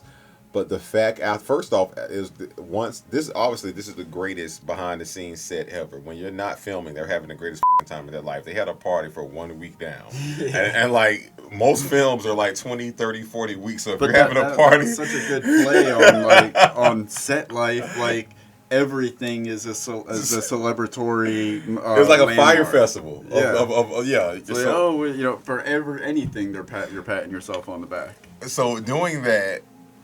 Tug Speedman's character, Four Leaf, he's a guy playing a guy. Speaking of being a director, Ben Stiller character. He goes up there, he's talking, and this is right before Jack Black says, "Simple Jack suck ass!" Right before he says that, motherfucker Ben Stiller says, and this is a quotation from a children's book I co-wrote. The boy everybody was jealous of. So what do you want me to start? The fact that he co-wrote a children's book. Oh, that's what I was going to say. The fact that he co-wrote it means that he sat in the room while somebody else wrote it. I like that. The boy everybody was jealous of. Go ahead. You're the Milli Vanilli of patriotism. You lied about being in the Vietnam War. That's like punching the American flag in the face. You're the Milli Vanilli of patriotism. I thought that was a brilliant line. Kudos to the writers. I got Tuck and Kim up here. This motherfucker here, I'm trying to put that back. I need some dudes up here to speak English, damn it. He's trying to make a fucking sweater. I'm trying to put Tiger Balm on his jungle's nuts. Another Cody. I got another Cody. Number 3. Mother Nature just pissed her pantsuit. Again, hats off to the cinematographer, the editor, because the way they cut that in, the way they cut that shot in that moment where he's, that was brilliant cinematography and awesome writing. I'm just a little boy playing with his dick when he's nervous. Could not let that go. I had to put that in there. Yeah. I had to put that in there. Oh, also followed up by, hey, no, Damian Cockburns, you can cry. Oh, thanks. Yeah. All right, I got to know Cyrus here too. Talking about Simple Jack to Tug. You was farting in bathtubs, laughing your ass off. Farting in bathtubs, laughing your ass off. Which I know they caught slack for their treatment of the mentally disabled, but come on, farting in bathtubs, laughing your ass off. You don't have to be R-worded to appreciate that. The greatest fucking agent alive ever wore goes to Matthew McConaughey, Tug, the Pecker, when Tug Speedman calls him and says, "I've killed what he appears to hear is Amanda," and he follows up with, I'm gonna come back a little bit. he follows up with, that's what he should have told Ben Stiller. He follows up with, Get off the line. "Get a load of line." Like, Oh no! But first, what made him even better? He didn't is that say get off the line. He said get off the secretary- line. He's like get off the the line. line. All right, my actually before I get to my number one, my honorable mention goes to Pecker when he's on the phone with Speedman. How's the adoption coming? That sets up one of the funniest lines when Pecker responds to him. He's like, "Well, at least you get to choose yours. Jesus Christ. I'm stuck with mine." Looking at a picture of his head sons. What did he say? He said, "I think they ran out of the good ones." Yeah. Jesus Christ! Like he's an assembly line. Now it's funny you say that because I'll probably end here on mine as far as this, so we can keep this tight. Is when they don't. It's maybe a 3 or 4 second shot, but they did an amazing callback to at the beginning of the film, or not the beginning, but the real beginning of the film, when the flaming dragon throw a bomb up at the thing, and then Tug Speedman character throws it up, and then his agent, who's played by Matthew McConaughey, when he throws the TiVo up, which is the story for talk about putting a time capsule on what time they're in. Yeah. When he throws that up and it hits him, and when he hits it or whatnot. There's maybe a 3 or 4 seconds. Maybe it's a drone, but it's probably a jib shot to where for some reason the Pecker must runs over a Mario Kart mushroom because his speed through that jungle is you know what I'm talking about? Yeah, they show that yeah. shot. He is He's like a mongoose. yeah. Yeah, he's crazy. and he's so happy to what he. Yeah. Man, just because it's a theme song, don't make it not true. His delivery of it is perfect, but just the line itself is funny. I cannot take that from you. I cannot take that. The only reason I can't take that from you because again, they'll hear why at the end of this episode, and I do mean they'll hear why. And guys, that brings us to our next segment, what I like to call this week, Scene Stealers, as in Ben Stiller. Say, hey, see what I did there? Scene Stealers. Yeah. I'm not all over the place. I'm in the place to be. So with that being said, guys. All right, wait. Who is Let's on do a the recap. who is on the board already? You know who's on the board. Cameron, I swallowed your Diaz. 4 times. 4 times means something. So I'm going to actually go first this week. Wait, do you have any honorable mentions? I do have an honorable mention. Okay, because I have. You only get one because you sent me show notes before this, and it says 1 honorable mention and 1 person.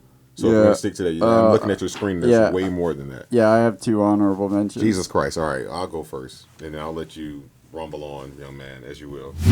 So my scenes. One of my honorable mentions was, and this is one of those times to where the script didn't dictate to allow this person, but again. I think you know where I'm going with this. From the era that we grew up in, we always play homage and we play honorable mention to those who've always entertained us and can still entertain us no matter what age they've been in. To me, it was Nick Nolte as an honorable mention. All right, so my 2 honorable mentions. I have 2 honorable mentions and a shout out. Okay, So you're bringing up new You're all over the place. My first honorable mention is Tom Cruise, of course, because he was amazing. In everything that he's in, he kills it. And especially this was like, I've never seen Tom Cruise like this before. And here he goes killing it. Other honorable mention is Matthew McConaughey. Just because for that time. He's in a meeting, in 2 seconds with the Pecker. Yeah. He was a true friend and agent. If you're Juggernaut. almost as like if Hey, you Juggernaut, it's the Pecker. He calls himself the Pecker. Not to mention, he is, like I say, right here, the most loyal and awesome agent ever to exist. But not only that in itself, but I believe that Matthew McConaughey is that kind of person when you're like in his circle. I believe that Matthew McConaughey himself would come through the jungle and throw a TiVo at a rocket missile to stop you from getting blown up. I 100. That's the type of person he is. Hold on 1 second, bro, because I want you to understand. Like we tell people. Pecker. What does this say right here? Please read this line. Agent of the year, the Pecker. So we're on the same page. So okay, all right. So here's the thing. Before we get to the actual scene stealer, my shout out is not to an actor, but to a body. Who? Ben Stiller's body. Cut up like Rambo 2, not Rambo 1. Dude, he's a comedian. There's no reason for him. So as Carrot to Top. Have you seen Carrot Top? No, that's ridiculous. That's on the Ben Stiller could be on GQ, and it'd be like, oh, okay. It's just it was a gorgeous specimen for a comedian. It was like this is Fokker. I never knew he was working with. You see him, he looks like he has a body because he always plays these characters where he has no self-esteem. How are you playing a character with no self-esteem when you look like that when you take your shirt off? Dude, he did 9 scorchers. He was ready. He could do it at any time, man. That's all I can say. He did 9 scorchers, man. All right, so I have one shout out, Lincoln Osiris. What? Lincoln Osiris, yes. Okay, so they're... No. Hear me out. Okay. My shout out was to Kurt Lazarus' portrayal of Lincoln Osiris. That's my shout out. Okay. Because what Kurt Lazarus did with that role, it was very, in the time that he lived in, it was very risque. It was very, it just makes you feel like he's a severe method actor. But for me to say that was my shout out, I have to give my scene stealer to Robert Downey Jr. and his portrayal of Kurt Lazarus and his portrayal of Lincoln Osiris. And the reason why I say that is this: we talked about it and we started with this film of controversy. You have to understand, so many people from Asians to Caucasians, that's weird, it's not really, that's Italian, have done what they consider to be called blackface. Right. And rightfully so. It's f***ed up, and it's a portrayal of when you truly only show black people in an ignorant slave mentality, almost like how they gave Denzel. Denzel did brilliant performances way before Training Day, yet when he started saying my nigga, and he's a corrupt drug lieutenant, and you know what I'm saying, like that, that's when he gets the Oscar because of the Academy, and again, not the Umbrella Academy, but they definitely raining on pissing on people.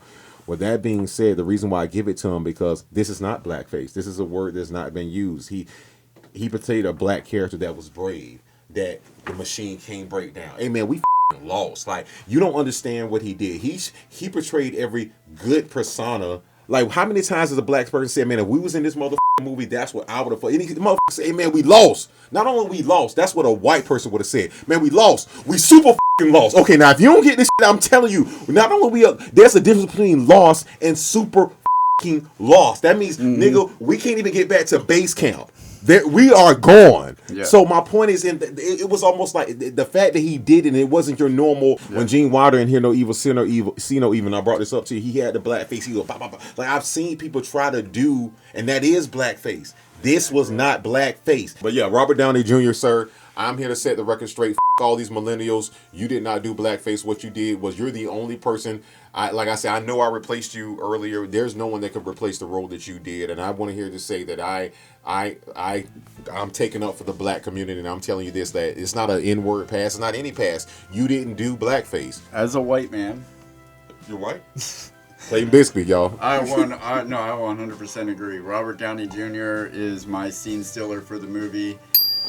He makes the movie funny even when there's not a joke being told. He makes it entertaining. Every single scene he is in, even the scenes where he isn't actually delivering dialogue, if you always watch him in the background, he is never breaking character. Not only does he not break character, but he is like 100% dove completely into this character. And it is just insane, because what makes it insane to watch is that he's playing an actor that is method. He's method himself. So you know that he was not breaking character just like he was in the film. Even though I see his name on the cover. And you don't see him. Yeah. And what do we always talk about, even from season 1, we said the true nature of what the best actors are. When you're the best, I don't see you. I will go into that movie because, like, I want to see Robert Downey Jr. And 30 seconds into watching the character, I have forgotten that it's Robert Downey Jr. When I saw Ali, I didn't see Will Smith. When I saw Blade, I did not see Wesley Snipes. When I saw, help me out, and I'm missing some people here that really took me to that next level. Then I'm like, I don't see you anymore. Even when he's playing the Vietnamese guy, he falls right into that. Like, he will not break character. Oh, here we go. That. I didn't think we were going to bring this I'm up. a lead farmer, motherfucker. And the fact that Robert Downey Jr. in the same year was able to do Tony Stark and Kirk Lazarus, Osiris. It's an testament to who he is. And don't forget, he also did Charlie Chaplin. Talk about a fucking resume. You want to go back, kids? This is an easy one. So yeah, it really was. Robert Downey Jr. Hey, you and Cameron Diaz. Who said you guys would never get together? right, who was your favorite actor or actress? There wasn't really any actresses in this, but this was. What the f wrong with you? You're so you're so misogynist. There were no actresses in this. No, I'm not saying no. I'm not saying there's no vagina. Only to be reason why found I'm in- saying that because I'm going through the whole movie and I'm trying to think, was there one single No, female in this movie? Is there? I mean, you got Christine Taylor. No, I'm talking about like that Stiller's played playing her mom, yeah. But I'm talking about like that had a consistent role. No, this was a sausage fest. Yeah. Who was your favorite actor or actress or artist in Tropic Thunder? Let us know in the comments, and let's move on to cast, crew, or you. We have some great guests lined up today. All right, our first guest is an actor, writer, and more. He wrote and starred and directed in the Ben Stiller Show, which he was also a co-creator on. He's graced the camera in a number of Ben Stiller vehicles, such as Reality Bites, The Cable Guy, and of course Tropic Thunder, among other non-Stiller related productions that we'll definitely get into. Jeff, thank you very much for taking the time to talk with us today. Is the first guest more important than the second guest in this show? Absolutely. Every time. Yes. Cut that part out. As long as that's defined, because this is top tier talent show right here. Very much so. I mean, Star Search, eat your heart out. You are first billed, sir. All right, let's talk about Tropic Thunder. So this was Ben Stiller's satire on acting, on filmmaking in general, and it was done brilliantly. For anybody that's been on a set, you can the nuances there. You're featured early in the film. You play the uptight waiter in the Fatties trailer. French waiter. Yes, French. Yes. Yes, and very very well played as well. So when you're shooting a trailer, I was curious when I saw this. Is it scripted as we see it? Yeah. Okay, Yeah, so it's as a trailer. So, I was lucky, super lucky, because I actually got to work a couple days punching that movie up with a lot of people. Mm-hmm. So there was like a room with really funny people. So I knew the script before I was asked. Before Ben asked me, come in and do this, French waiter thing. So they wrote the trailers like trailers, and that's sort of the teaser of the of the movie itself. I believe it's the first scene. You are the first actor we see on screen. Yeah. Mm-hmm. Yeah. So that's funny. So that's why. And so now I remember. So my name comes up first in the credits. That was astonishing because when I went to the screening and the credits come up and it says Jeff Kahn. So it's written the different trailers for the different, and they were also parroting trailers, right? Yes. The big movie, Eddie Murphy playing every different role, and then the art movie where two guys, the Brokeback Mountain. Satan's Alley. Yeah, Satan's Alley. But what was it? Was that the one where they're medieval monks? Yeah, Tom Maguire and RDJ going at it, So funny. That one I loved. Yeah. I'd go see it. That's really fun. So that's, and because of that scene actually took a couple days to shoot. It was, because Jack had to come out and do the different characters and reshoot the scene in every different character's POV. And there's a lot of little, there was a camera crew that did the close-ups of the hand, my hand, and the hitting a glass. And so there's a crew doing that. And then there's another, so two crews are shooting at the same time to get everything done. Ben's, he's a really good filmmaker, and he's very, he thinks like a filmmaker, as you can see in MIDI. He really has a visual sense.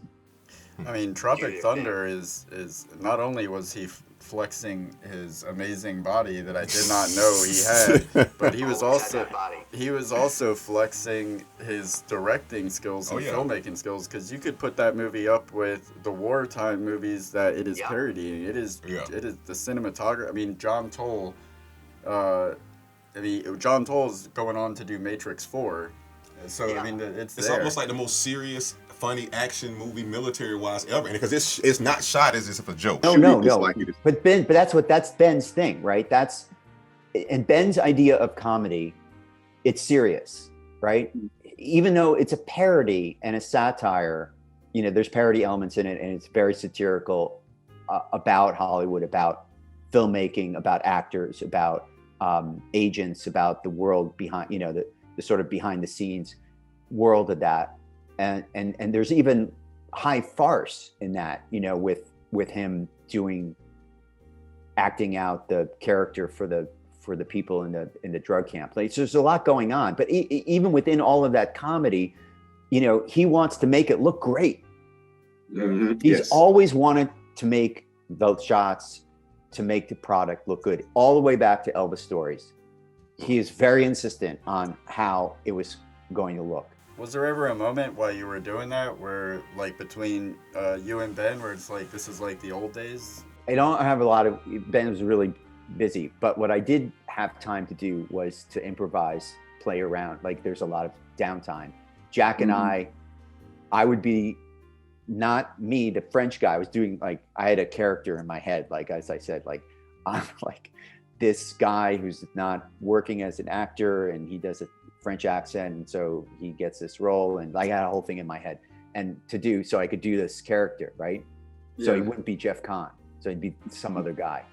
And so I'm just playing around with Jack, like, we're just like, I would talk to him as if he was the sister, the real sister. And I'm like, it's like, and I'd be like, kind of cute. and Jack would be like, no. And I'm like, yeah, no, you are. You're hot. And so we're like, between takes, I'm talking to his character and my character. Man, he doesn't break till DVD commentary. Yeah, so you're just a guy playing a guy. Yeah. There you go. That's a perfect segue. What was it like working with Jack Black? That's it. It was fun. He's really fun. I knew Jack for a long time. I was peripheral performer in the Actors Gang, which was Tim Robbins' theatrical group that Jack was a part of. I got to work with them a little bit, and then John Cusack created his own theatrical group in Chicago called New Criminals, I believe, and so it was based on commedia dell'arte, which is a way of acting a style of acting from the Italian Renaissance that we learned that Tim was doing, and then John wanted to do it, and Jack was a part of that company, and so I knew Jack for a long time. This movie did not short for talent. I mean, even people from just the smallest character to the smallest parts. I mean, one word characters. Everybody had their moments. Let me ask you this: who was your favorite character? I saw it a bunch of times, and I think each time I might groove on some new character. Of course, I loved this, and you could never do this now, and I don't even know if it's even. It's so bad. Shake that shit up, man. What's his name? The Australian actor that was playing. It's in blackface. It's in blackface. The pigmentation surgery. Yes, that performance is so good, though. It's so subtle and amazing, and yes, and he's so good. It's so wrong. It's so good. But is it wrong though? Because we talked, but when I watched this the first time, I didn't know it was him. I completely did not know it was him the entire time. So good. Yeah. My favorite memory from the set is that Ann and Jerry were there. So that's my favorite memory. Because whenever I saw Jerry and Ann, I felt like I was a kid again back in New York and living with Ben, and those were my New York parents. Gotcha. And I loved them, and they loved me, and they were so nice and supportive and loving to me, and that they were both there. And I got to talk to them and hang out with them and hug them and kiss them and talk to Jerry, who was always such a supporter of mine, and Ann was always so funny. I actually got to punch up a movie that Ann was in once too, and I got to see her on set as well, and that to me was the big treat. And I got to spend like a day of kicking it with Jerry and Ann, people who opened up their arms and heart to me when I was in New York, and I'm forever grateful to them and to Ben for that. That's something I've always appreciated about Ben Stiller's films, is it feels like a family affair. Like it feels like a very close-knit set where he has people that are close to him always involved in some kind of way. So it must make for a really, just a really positive atmosphere in the production. Harry Ballstein. Zoolander. Yes, sir. Thank you for everything. And hey, again, good luck to you in your career. I know your time is coming, sir. Trust me in that, because I've said it's going to happen. I appreciate it. Okay. Yeah, I'm very happy to get a recurring role as a teacher in a major university. Oh, there you go. Oh my Okay, gosh. I'd be very happy for that. That would be lovely. Yes, sir. Thank you again. Have a good night. Bye. Our next guest was born in New York and currently works in Hollywood. For over 3 decades, he has been putting the craft into practice, appearing in films and TV shows such as Quantum Leap, Golden Girls, Blossom, Grace Under Fire, Stargate, Independence Day, Married with Children, Volcano, Godzilla, Scrubs, Entourage, Weeds, Blades of Glory, Family Guy, Raising Hope, It's Always Sunny in Philadelphia, True Detective, and much more. He has starred in a handful of Ben Stiller projects, including Zoolander, Starsky and Hutch, Little Fuckers, and of course Tropic Thunder. Thanks so much to David Pressman for joining us today. Absolutely. Hey, guys. Well, you know why we have you here. Let's talk about it. You brought it up and he brought it up. Let's talk about Tropic Thunder, one of the, I called it one of the most famously underrated films of all time, because people just don't understand what it is. What can you tell us about the overall experience and what was that set like? I know it had to be insane. Yeah, that was a blast. First of all, I like how you guys went through the cast of Tropic Thunder. You went all the way down to the bottom. We could probably get this guy. Let's get this dude. And I asked Ben Stiller, I asked Jack Black. They didn't. That's what I figured. Brandon T. Jackson, he's on the fence, so we'll see. Yeah, I'm surprised you couldn't get Brandon, actually. That was fun. That was 3 weeks in Kauai, which was awesome. There was a lot of drinking. A lot of the actors that had smaller parts like I did, we all hung out. In fact, we mostly hung out with Steve Coogan, who is a madman in a great way.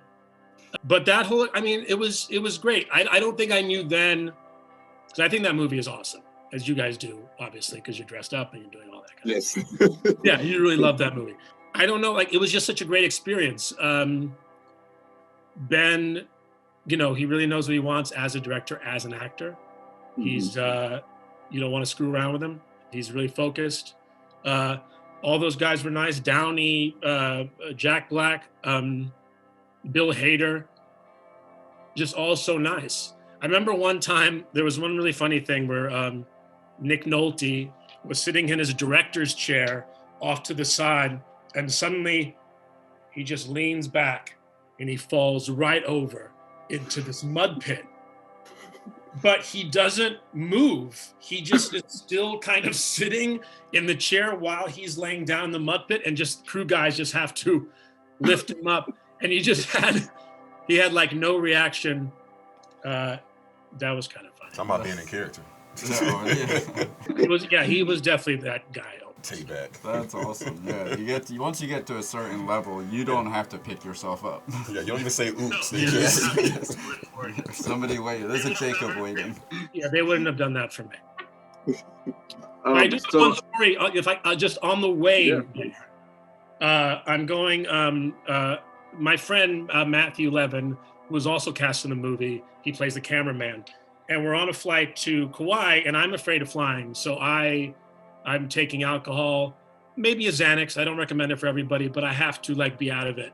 So by the time the plane's in the air, I'm like, wee, I love this. So an actress named Valerie Aslan was next to me. She plays Steve Coogan's assistant. And I'm chatting her up because she's attractive and stuff. And then for some reason, I just say, and I'm kind of wasted at this point, and I just say, you're going to have sex with so many people on this set. And she just looks at me and she goes, yeah, okay. And she gets up because she's repulsed. And she goes over and sits next to my friend Matt. And now they are married in real life. That is a perfect wingman story. Wow. I'm that guy. Let me ask you this. You mentioned before, like you said, when you were working on other sets, you'd be there all day and do a line or two. Well, let me ask you this. How long were you actually on set for? You said, was it 3 weeks you were there? How long were you guys there in Kuwait? I was there for a total of 3 weeks. 3 weeks ago. I mean, there was a lot of stuff that was cut out. So we were there for a while.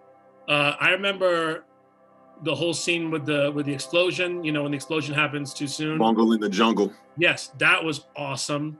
We all had to go back, but when the explosion happens, the heat was so intense and we could feel it for so far away. But just to see that was just really cool and stuff like that. That was awesome. I can imagine. So you've worked with Ben Stiller, the actor. You've worked with Ben Stiller, the director. I'm interested. Do you notice a difference in his approach when he's wearing both hats, or if he's just in front of the screen? I mean, when he's a director, I think he's way more focused, and I'm trying to say this I was going to say not as nice, but I don't want to say it like that. He's just really intense. Yeah. I think I remember on Zoolander once asking him a question, and he just gave me like are you f***ing kidding me? Asking me this question. I was like, I'm sorry. I just needed to know where I stand. Like, he's just really focused and just wants to get it done. As an actor, he's just like, you know, I think sometimes he kind of wants to direct it, but he tries to stand back and let the actual director do it. I think anybody that's ever been on a film set would completely understand what you're saying, how it's not in an asshole way, it's just direct. You have so many things going on in your heads, you're juggling so many plates, and every question feels like an assault. Yeah. Before we move on from Tropic Thunder, I know you've already given us so much. Is there anything else that you want to share? I mean, it was a blast. It was just to be in Kauai for 3 weeks, you know, being paid to be there and to act with all those, you know, great people, and you really can't ask for much more. And first off, again, we always like to say thank you for coming on again. But before we let you go, and it doesn't have to be necessarily about film, it could be about life, books, whatever. Is there any parting words you want the people to know or hear? Anything energy you want to put out there, manifest into the world? Wear a mask. Okay, there you go. Hey, there you go. The first guest we've interviewed 25,000 people. You're the first one to say it. So there you go. You're going on the guest wall. Good one, man. Hey, thank you so much again, man. Listen, we'll be following up on you. And like I say, man, listen, nothing but peace and blessings. We wish you consistent work. We know things are going to pick up for you, man, and good luck in the future, sir. Thank you, man. Thanks so much for having me, guys. It was fun. All right. Thank you very much to the guests for joining us today. And let's get on to Room for Improvement. What would we have changed about Tropic Thunder? When you talk about comedies, I think comedies lend themselves to always the most room for improvements. And the reason why I say that is a lot of comedy is improvised. And when you catch comedy gold, sometimes to me, film is fluid. I'm cool with some shots being out of focus if, like, they teach you when you first do film, like, audio is more important than visual, which you would never think. But when the audio is wrong, you can't even perceive the visual. But when it comes to comedy, I'd rather catch the natural joke than, the filming was perfect, the shot was right, the lighting was magnificent. But yeah, it was stale. So when you see something like this, if I have to be completely honest with you, when I talk about room for improvements, mine came with continuity and things that even I think a first-year film student would have caught. Now, granted, the audio, what we got, did they sacrifice that for the shots? I think it lends itself to what most people aren't confident to talk about, which is that on one end, I was intimidated as a child when I saw all these lists of people that it took to make this movie. But when I got older and me and you made movies and me and other people made movies and I didn't see all these other people, and furthermore, I was like, the more people we added, the less work we got done. Mm-hmm. So you can tell me all day that 1,000 people did this, but yet again, it lends to when this great editor does something, Wonder Woman 1984 effect, and then I hand it off to this guy who I edited with such and such. Oh, I was on this set. It was the creme de la creme. Yeah, but you don't know what a sequence looked like. You don't own Premiere. Mm-hmm. So what you've edited.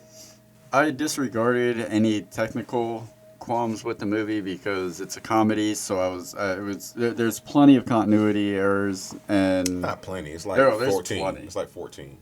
That's enough. Yeah. When you have that many people on crew, somebody should be catching this.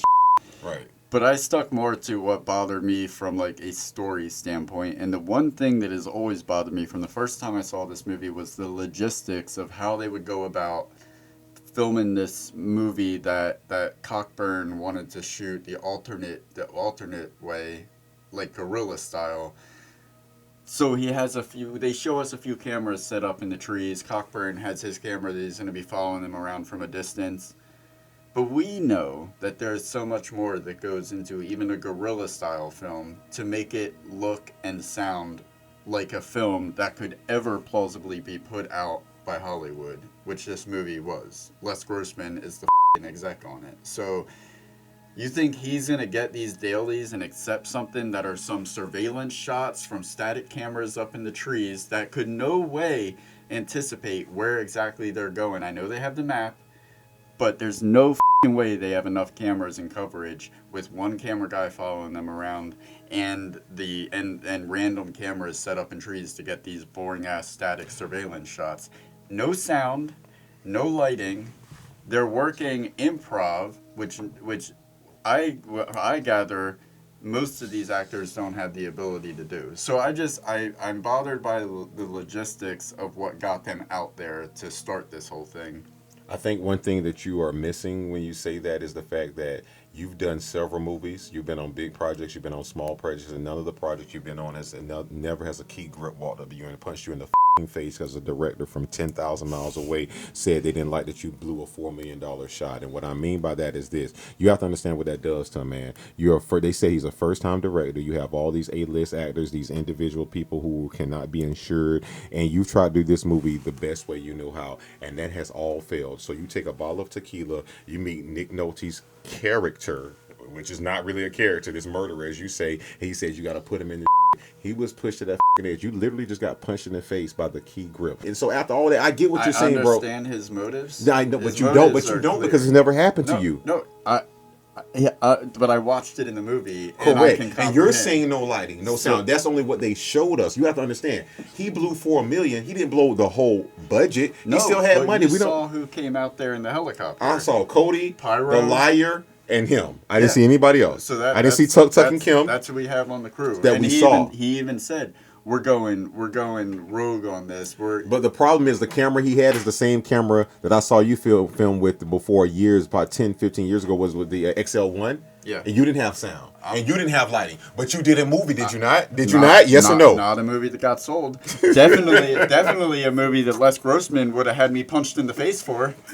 So I understand his motives, but he's going out there ill prepared. There's the logistics of trying to get a movie shot under those circumstances with what he went out there with what we were shown. That's all that I can only judge it by what I was shown, what the movie showed me. True. A few cameras up in the trees, and him wandering around with a camera. No sound, no lighting, some pyrotechnics. That's not going to get the movie Les Grossman wants. So I understand the motives, the logistics don't make sense. But guess what, David? He had lighting, sound, and everything. He wasn't getting the movie he wanted. So who gives a he doesn't have. That's all I'm saying. The motives are there. What did he say? You got to get gritty. You got to put him in the shit. And he said it. Oh yeah, guerrilla style. Guess what? Guerrilla style. When you're a guerrilla, you don't get to tell me how to. Okay. Yeah. I'm just saying it bothered me. And that is how we do it. That's what we would have changed. What would you have changed? And let's get on to Fxxks Given. How many do you give out of 5? How many do you give Tropic Thunder? I give Tropic Thunder 5. The reason why I give it 5 is in a world where we live in, it is so PC when people can't say what they like to say. This film took a shot at racism. It took a shot at retardation. It took a shot at homosexuality. It took a shot at Hollywood execs. It took a shot at white privilege. It took a shot at black satire. People tried to chop this film down at every standpoint that they could, but the one thing that the film stood on was, hey man, it's comedy. Comedy is the one reason why the world has not killed each other, because our difference is if we can laugh at them, we can get by. But when we talk down and belittle people because of differences, war happens. So we have to be careful with our differences. There you go. That's the trailer. I give it 4 out of 5. All right.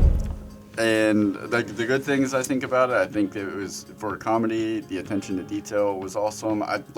I noticed that Danny McBride's character Cody, he works in pyrotechnics. Shout out to him. Very good job. They took the time to put a prosthetic on his ear from a previous explosion that went wrong. In what movie? Well, what movie? Come on, David. Come on. Driving Miss Daisy. Yeah, mother. Yeah, there you go. No, there was an accident on Driving Miss Daisy, but not specifically. No, but Freaking Friday with Jamie Lee Curtis is where it really happened. That he said it. Well, he picked up somebody else, but it never specifies what happened to his ear, which is why I love this so much. Because he said I lost an appendage in War II. He says that. And they took the time to put that that takes some time to do that. The cinematography, again, shout out to John Toll. That was amazing. The dialogue reads like a comedy. The visuals play like a summer blockbuster war film. Like, it is shot and edited just as well, if not better, than most war films that it's parodying, which you don't usually see in a satire or parody. But they did awesome on both of those. The reason why it lost one for me is because the movie has a crazy ensemble. It's got so many funny people in it, from Ben Stiller, Jack Black, Danny McBride, Jay Baruchel. My issue with it is that Robert Downey Jr. with Tom Cruise, sometimes Matthew McConaughey, are pretty much carrying the movie, with the other characters picking up the ball seldomly. Coffee Town. You have a movie with a lot of comedians, and they all were 100% funny and took advantage of every single moment. That's why I can't give this vibe the way I gave Coffee Town, because as funny as this movie is, it's hilarious, it's done well, but with as many funny people as they have in it, imagine how much more hilarious it would be if they took advantage of every opportunity the way Coffee Town did. Alright, so I know you love the Rotten Tomatoes scores, so you gave it a 5, I gave it a 4. Rotten Tomatoes, it holds an 82% average with critic, 70% average audience score. Kyle M. in the IMDb audience review says, one of the smartest comedies I've ever seen. It's hyper self-aware. And on the other side of things, another audience reviewer by the name of Peter B. says, a pretty bad movie. Yeah, not very funny either. Peter B. Yeah, that's what it sounds like to me. And I meant that in a male type of way. Let's get on to our last segment, coming attractions. February 11th, the first motherfucking movie in Black. Why don't you even call it Black History Month? Why can't we just call it Black History Year? I don't know, man. I know. You want me to? I won't have enough time to tell them, but I'll let you tell them the movie we're doing on February 11th. February 11th, we are covering the Django Unchained. I'm sorry, I don't swallow racism well. So next week, be sure to check out the full-length interviews from today's episode, the full-length highlights, full-length elevator pitch, all the good stuff. Check us out on Patreon, become a patron, and get the episodes early and uncensored. And we will see you February 11th, the Django Unchained, coming back with Quentin Tarantino again. All right, guys, that's the trailer, that's the heat, that's the grease, and when I got grease, guess what? Fish don't fry in the kitchen. Beans don't burn on the grill. Took a whole lot of trying just to get up that hill. Guess what, man? Now we're up in the big leagues, getting our turn at bat. As long as we live, and you and me, baby, and ain't nothing wrong with that. I say we're moving on to season 2.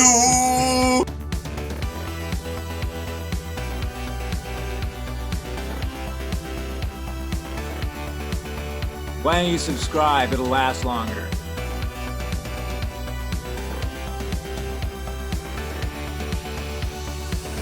And cut! That's the trailer right there.